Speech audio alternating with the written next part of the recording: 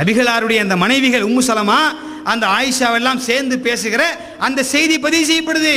அவங்க சொல்றாங்க, இது சாலிமுக்கு மட்டும் பிரத்யேகமாக வழங்கப்பட்ட விசேஷ அனுமதி. வழங்கிச்சா இல்லையா? ஒரு இளைஞருக்கு பாலந்த சொல்றாங்க, அவர் சின்ன வயசுலேருந்தே வந்து கொண்டிருக்கிற இளைஞர், அவருக்கு விசேஷ அனுமதி என்றால் ஏன் இதை தப்பா வழங்குறீங்க? நீங்க ஏன் அதை கொச்சைப்படுத்துறீங்க?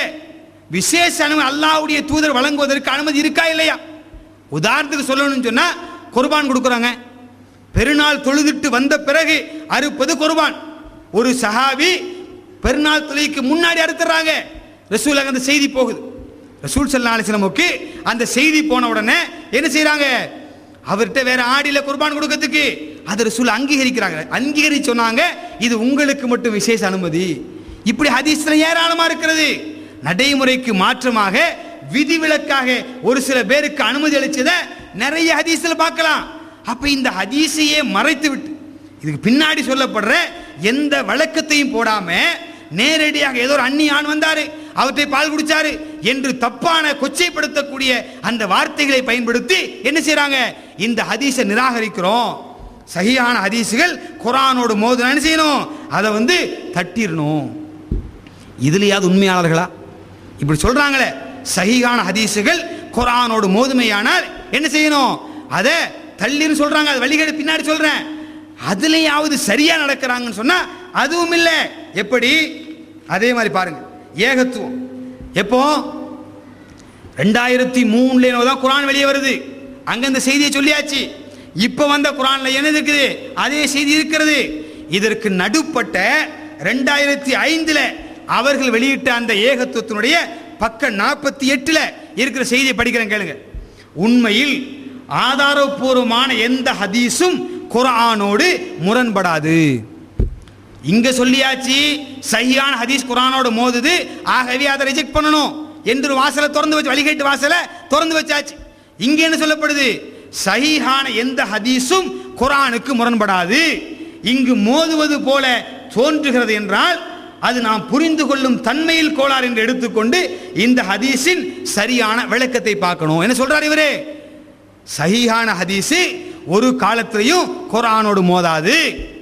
குர்ஆனோடு மோதுகிற மாதிரி வந்தால் அது ஹதீஸ்ல கோளாறு இல்ல, நம்ம மண்டையில கோளாறு. என்ன சொல்றாரு?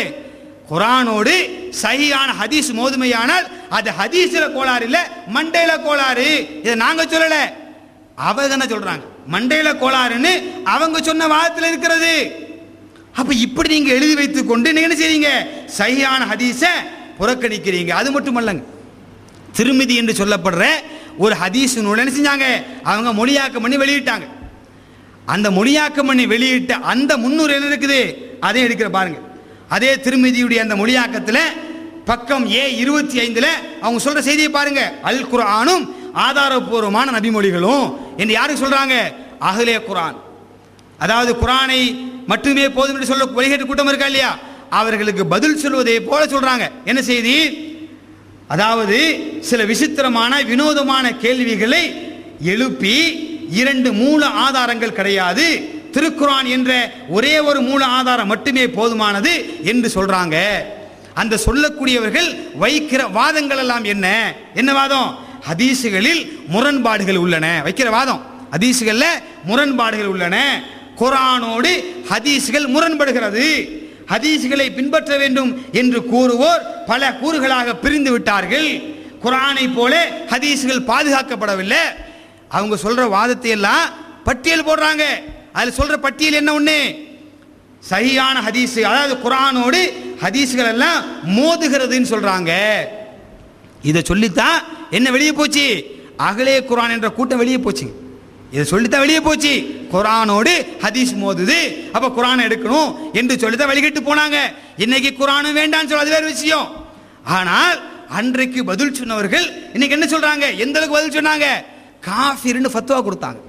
இப்படி சொல்லக்கூடியவர்கள் காஃபிர் என்று, அதாவது 2 சேர்த்து குர்ஆன் மட்டும் போதும் என்போர் காஃபிர்கள் தான். அதுக்கு முன்னாடி சொல்றாங்க 3ஐயும் தந்து விடுவேன் என்ற தோரணையில். அது பெரிய விஷயம், நீண்ட விஷயம், ஷார்ட் அதை மட்டும் சொல்றேன். குர்ஆன், அதாவது ஹதீஸ்கள் குர்ஆனோடு மோதுது என்று சொல்லக்கூடிய அந்த கூட்டம் எல்லாம் எப்படி குர்ஆன் மட்டும் போதும்னு சொல்லுது, அது வழிகட்ட காஃபிருடைய கூட்டம் என்ற வாதத்தையும் அவர்கள் தான் முன்வைச்சாங்க.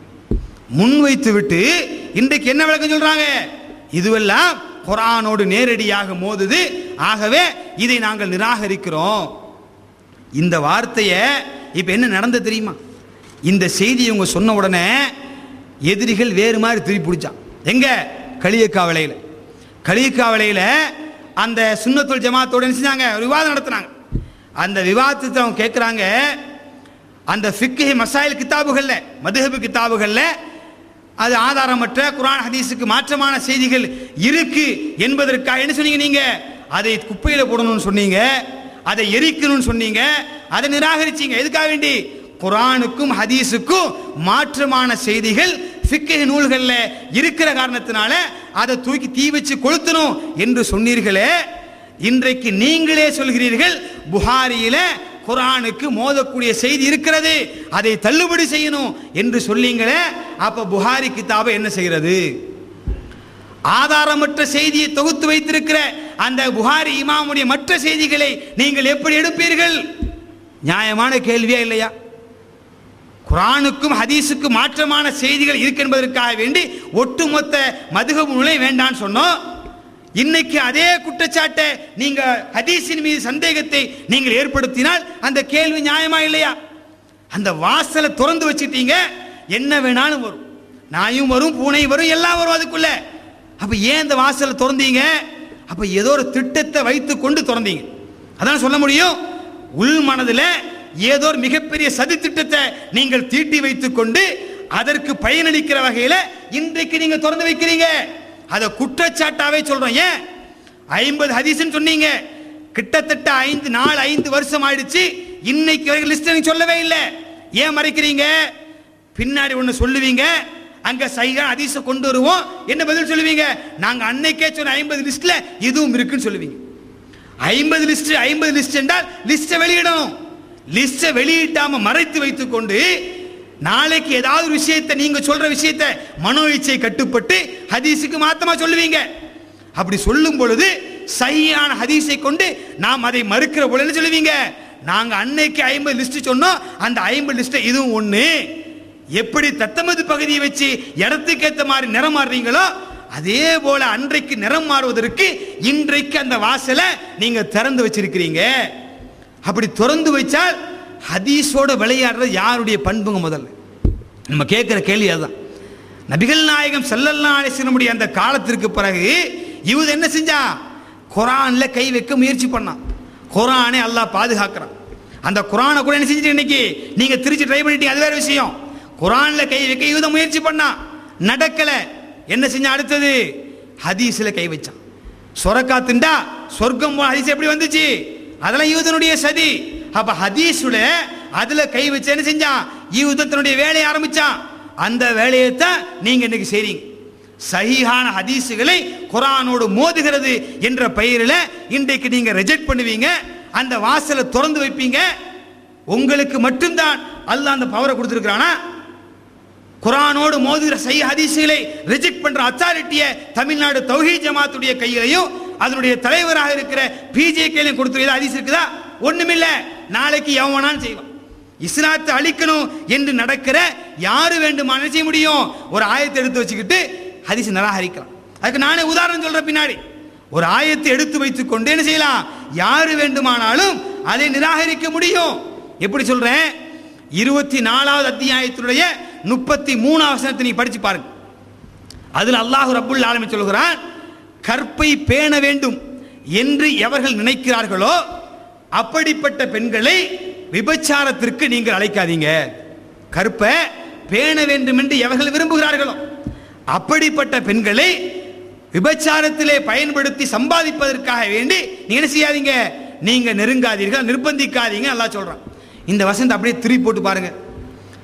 எவர்கள் கற்பை பேண வேண்டும் என்ற எண்ணாமல் இல்லாமல் இருக்கிறார்களோ அப்ப அவர்களை பயன்படுத்த வழங்கலாமா இல்லையா? அந்த ஆயத்திலிருந்து கற்பை பேண வேண்டும் என்று எவர்கள் விரும்புகிறார்களோ அவங்க நிர்பந்தப்படுத்தாதீங்க. அப்ப கற்பை பேண வேண்டும் என்ற எண்ணம் ஒரு பெண்ணுக்கு இல்லைன்னு வைங்க, அப்ப அவளை நிர்பந்தப்படுத்தி அவளை வற்புறுத்தி விபச்சாரத்தில் ஈடுபட்டு சம்பாதிக்கலாமா? இந்த ஆயத்தை அப்படி விளக்கும். ஆனா ஹதீஸ்ல தடை இருக்கு. ஹதீஸ்ல தடை இருக்கிறது. ரசூலுல்லாஹ் சொல்றாங்க, 3 செய்திகளை கொண்டு 3 விஷயங்களை கொண்டு எவர்கள் பொருளாதாரம் திரட்டுகிறார்களோ அது ஹராமாக்கப்பட்டது. ஒன்று என்னது? நாயை வித்து சம்பாதிப்பது, விபச்சாரத்தின் மூலமாக பொருளாதாரம் ஈட்டுவது, அடுத்து சூனியம், அந்த மந்திர தந்திரங்களின் மூலமாக பொருளாதாரம் ஈட்டுவது. இந்த 3 விஷயங்களும் ஹராமாக்கப்பட்டுச்சு. ஒருத்தர் நாளைக்கு விரும்புறான்னு வைங்க, விபச்சாரத்தில் ஒரு பெண்ணை ஈடுபடுத்தி அது சம்பாதிக்க விரும்பினானே, ஆனால் அவன் என்ன செய்வான்? இந்த ஆயத்தை என்ன சொல்லுது? விரும்பாட்டா செய்யாதன்னு சொல்லுது, விரும்புனா செய்யும் சொல்லுது. இந்த ஹதீஸ் அது சஹீஹா குர்ஆனோடு மோதுது, அது யாரோ இட்டுக்கிட்டு சொன்னதா இருக்கும் என்று ரிஜெக்ட் பண்ண ஆரம்பிச்சா நடக்குமா நடக்காதா? நான் மிகைப்படுத்தி சொல்லல, வாய்ப்பு இருக்கா இல்லையா? இப்படி குர்ஆனோடு மோதுது மோதுது என்று சொல்லி ஏகப்பட்ட ஹதீஸுகளை ரிஜெக்ட் பண்றதுக்கு எல்லாம் திறந்து வைக்கிறாங்க வாசல. சஹீஹான ஹதீஸை குர்ஆனோடு மோது என்பதற்காக வேண்டி தூக்கி எறியலாம் என்ற வாசலை திறந்து விட்டா என்ன வேணாலும் நடக்கும், யாரு வேணாலும் சொல்லுவாங்க. நான் ஓப்பனாவே சொல்றேன், கோயம்புத்தூர்ல அகலே குர்ஆன்ல வழிகிட்டு போன ஒரு முக்கியமானவர் என்ன சொன்னாரு, என்னிட்ட நேரடியா சொன்ன செய்தி. ஏங்க, குர்ஆனோடு மோதுது என்பதற்காக வேண்டி பீஜ நிராகரிச்சா அதை நீங்க தலையாட்டி ஏத்துக்கிறீங்க, அதே விஷயத்தை நான் சொன்ன ஏத்துக்க மாட்டீங்களா? நேரடியாக கேட்டாரு. அப்ப நான் சொன்ன ஏத்துக்க மாட்டீங்களா? பிஜேக்கு மட்டும்தான் அல்லாஹ் அந்த ரைட்ஸ் கொடுத்திருக்கானா என்று சொல்லித்தானே ஒரு கூட்டம் இங்கிருந்து வழிகட்டு போச்சு. அப்ப அந்த வாசலை நீங்க திறந்து வச்சு நீங்க என்ன சொல்றீங்க? நாங்க தான் குர்ஆன் ஹதீஸ், நாங்க தான் நேர்வழியில் இருக்கிறோம், நாங்க தான் ஹதீஸை பாதுகாக்கிறோம், மற்றவர்கள் வழிகேடர்கள் என்று சொல்கிறீர்களே, எவ்வளவு பெரிய அபத்தமான வாதம். அது மட்டுமல்ல, எப்படி எல்லாம் மறைக்கிறாங்கன்னு பாருங்க. தங்களுடைய நிலையை நிலைநாட்டுவதற்காக வேண்டி எப்படியெல்லாம் மறைக்கிறான் பாருங்க. மறை கூறும் இறை தூதர்கள் என்று சொல்லிக்கொண்டு ஒரு நீண்ட தொடர் எடுத்தாங்க மெட்ராஸ்ல. ஒரு 2-3 ரமலானுக்கு முன்னாடி நபிமார்களுடைய வரலாறு என்று சொல்லி என்ன செஞ்சாங்க, ஒரு விஷயத்தை எடுத்தாங்க. என்ன விஷயம் அது? இப்ராஹிம் அலைஹிஸ்ஸலாமுடைய வரலாறு. அந்த இப்ராஹிம் அலைஹிஸ்ஸலாமுடைய அந்த வரலாறுல என்ன சொல்ல வந்தாங்க? இப்ராஹிம் அலைஹிஸ்ஸலாமுடைய வரலாறு சொல்லி கொண்டு வரும்பொழுது ஒரு சஹீஹான ஹதீஸ் இருக்கு. என்ன ஹதீஸ் நம்பர் என்ன அப்படி சொல்லிடுற நம்பரை. ஒரு ஹதீஸ் இருக்கிறது புகாரியில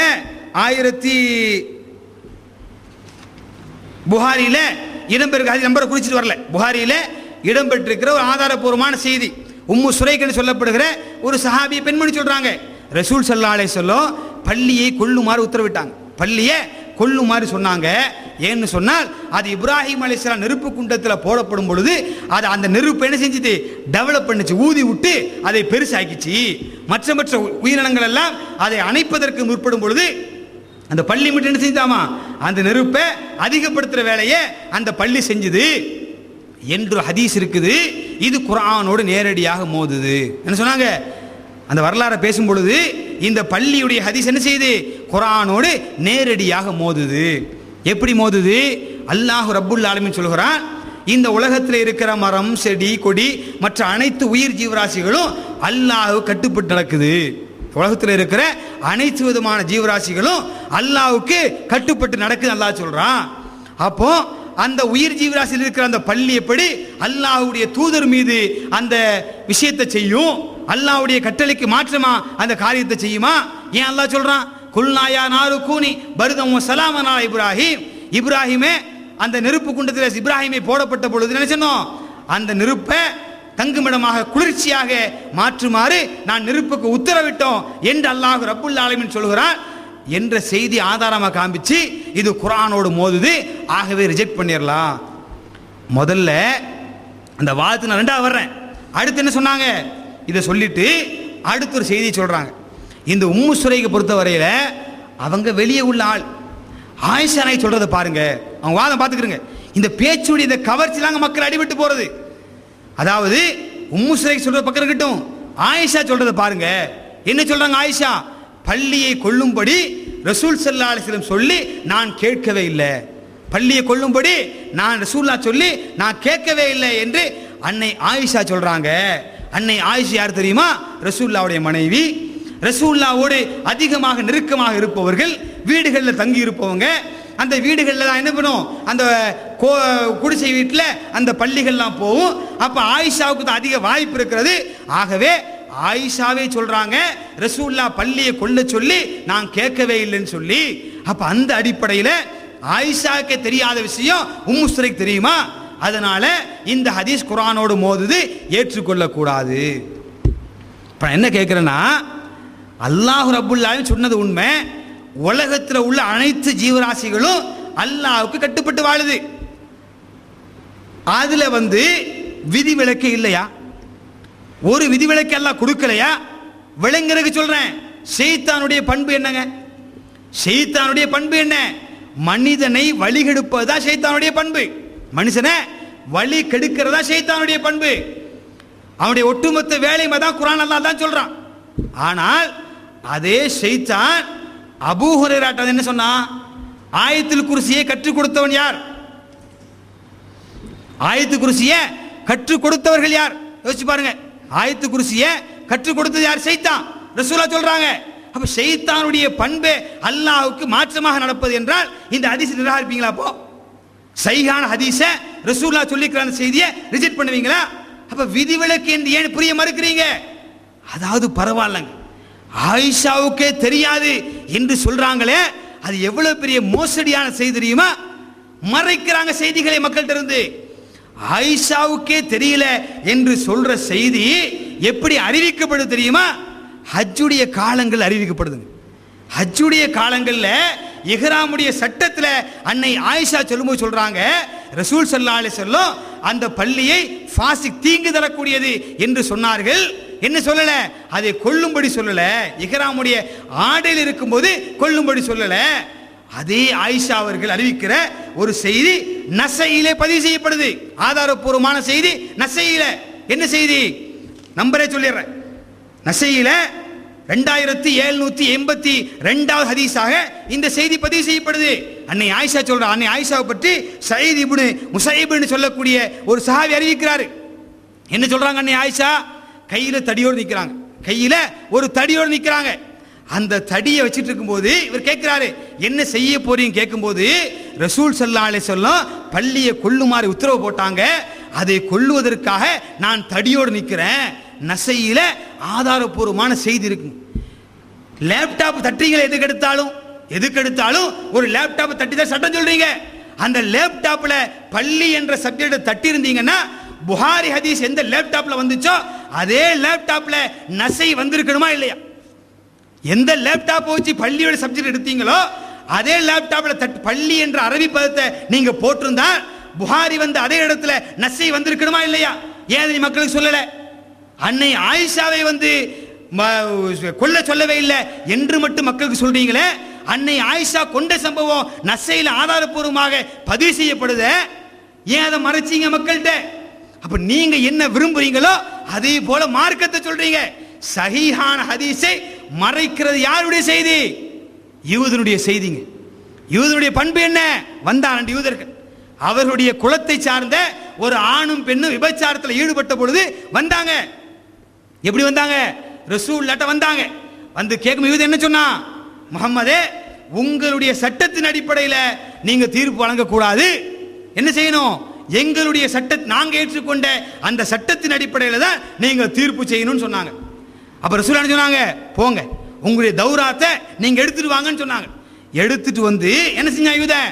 ஒரு சப்ஜெக்டை கையை வச்சு மறைச்சிட்டு படித்தான். எப்படி? எங்க குலத்தை சார்ந்தவர்கள் தப்பு அந்த விபச்சாரம் செஞ்சுட்டா அவங்கள கரும்புடி செம்புலி குத்தி அந்த கழுத மலையை சில செய்தி இருக்குது. உடனே பழைய யூதராக இருந்து இஸ்லாத்துக்கு வந்த அப்துல்லா பின் சலாம் சொல்ல, யார சொல்லலாம், அவன் கையை வச்சு மறைச்சிருக்கிறானே அந்த பகுதியை எடுத்துட்டு படிக்க சொல்லுங்க.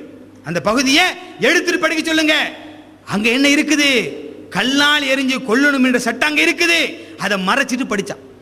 இப்போ பள்ளியுடைய விஷயத்தில் நஸையில ஆயிஷாவுடைய நேரடி சம்பவம் இருக்கிற பொழுது அதை மறைச்சி உங்களுடைய நிலைப்பாட்டுக்கு ஏற்ற மாதிரி நீங்க மார்க்கத்தை சொன்னீங்களே, இது யாருடைய பண்பு?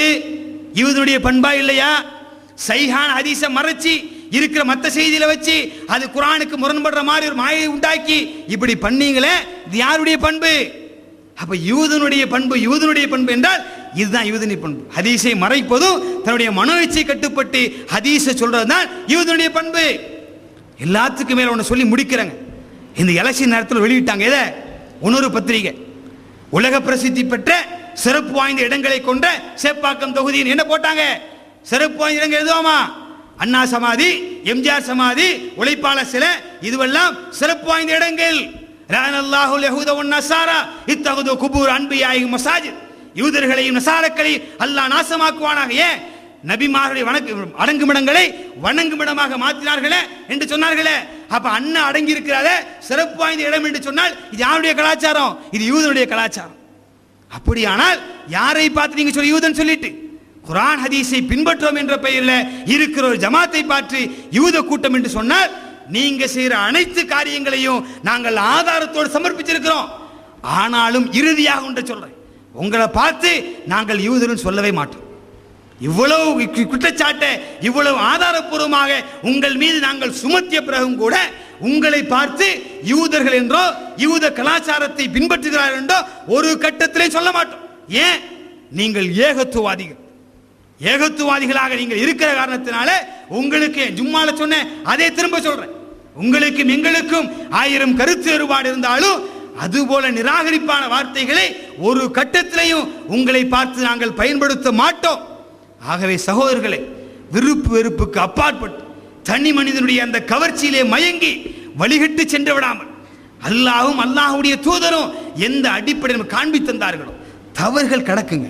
குல்லுமணி ஆதம ஹத்தாவ், ஆதமுடைய மக்கள் அனைவரும் தவறு செய்யக்கூடியவர்கள். அந்த அடிப்படையில் எங்களுடைய தவறு ஏற்படும். நாங்கள் பரிசுத்தவான்கள் சொல்லவே இல்லை. நாங்கள் பரிசுத்தவான்கள் என்று ஒரு கட்டத்திலும் சொல்லல. எங்களிடத்திலையும் தவறு ஏற்படும். அந்த தவறுகளை நியாயமான அடிப்படையில், அழகான அடிப்படையில், குர்ஆன் ஹதீஸுடைய தெளிவான வழிகாட்டுதல் அடிப்படையில் நீங்கள் சுட்டிக்காட்டினீர்களே ஆனால் நாங்கள் ஏற்றுக்கொள்ள தயாராக இருக்கிறோம் என்பதை அறிவித்து இது போன்ற செயல்பாடுகளில் நீங்கள் தொடர்ந்து ஈடுபடாதீர்கள் என்று உங்களுடைய கேட்டு முடிக்கிறேன். வாஹிர் தாவானா அனில் ஹம்துலில்லாஹி ரப்பில் ஆலமீன்.